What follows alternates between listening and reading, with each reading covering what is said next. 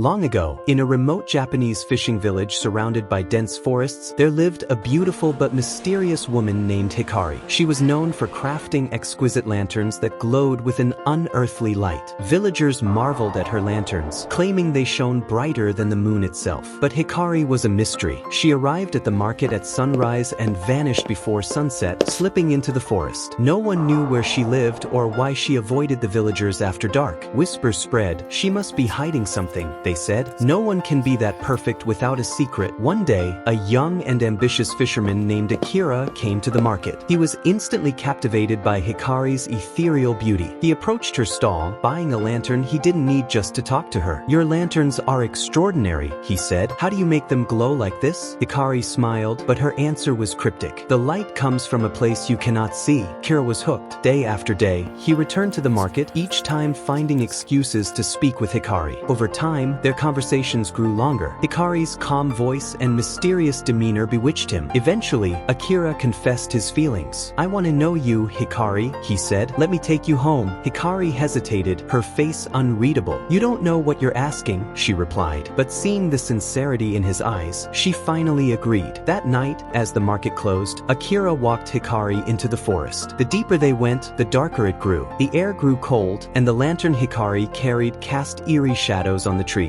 Suddenly, Akira heard footsteps behind him. He turned, but no one was there. His pulse quickened. "Hikari, did you hear that?" he asked. She kept walking, her expression serene. "It's nothing," she said softly, but the whispers grew louder, like voices echoing through the trees. Akira spun around again, and this time, he saw them, shadowy figures with hollow eyes watching from the darkness. "Hikari, we have to leave," he shouted, but she stopped and turned to face him. "You shouldn't have come," she said, her voice trembling. Her eyes glowed faintly in the lantern's light. "They don't want you here." Before Akira could respond, a cold, invisible hand gripped his shoulder. The shadows closed in, and the air became suffocating. Panicking, Akira dropped the lantern and ran, the whispers chasing him all the way back to the village. He never looked back. The next day, Akira didn't return to the market. Days turned into weeks, and the villagers noticed his absence. When they asked Hikari about him, she only smiled and said, "Perhaps he found his light elsewhere." But the truth was far darker. Hikari wasn't an ordinary woman. She was a Eerie, a spirit cursed to remain on Earth after a betrayal in her past life. Long ago, Hikari had been a bride-to-be, abandoned at the altar by a man she loved. Stricken with grief, she wandered into the forest and took her own life. The forest spirits, angered by the betrayal, cursed her soul to remain bound to the earth, her lanterns forever glowing with her sorrow. Hikari's lanterns weren't ordinary, they were traps. Anyone who grew too close to her would be haunted by the spirits of the forest. Akira had been spared because he fled, but others weren't so lucky. One evening, a traveling merchant named Jiro arrived in the village. He had heard tales of Hikari's beauty and sought her out. Unlike Akira, Jiro was cunning and selfish. When he saw Hikari's lanterns, he thought, "If I could sell these in the city, I'd become rich." He approached her with a charming smile. "You're wasted in this small village," he said. "Come with me and I'll make you famous." Hikari smiled sadly. "My place is here." But Jiro was persistent. He followed her as she left the market, ignoring the villagers' warnings. "You shouldn't follow her after dark," they said, but Jiro laughed. "Ghost stories don't scare me." That night, the forest came alive. As Jiro trailed Hikari, the shadows grew darker, and the whispers began. Unfazed, he pressed on, until he saw something that stopped him in his tracks. A man hanging from a tree, his body swaying in the wind. Jiro froze, but when he blinked, the man was gone. "What is this place?" he stammered. Hikari turned to him, her eyes glowing brighter than her lantern. "You shouldn't have followed me," she said,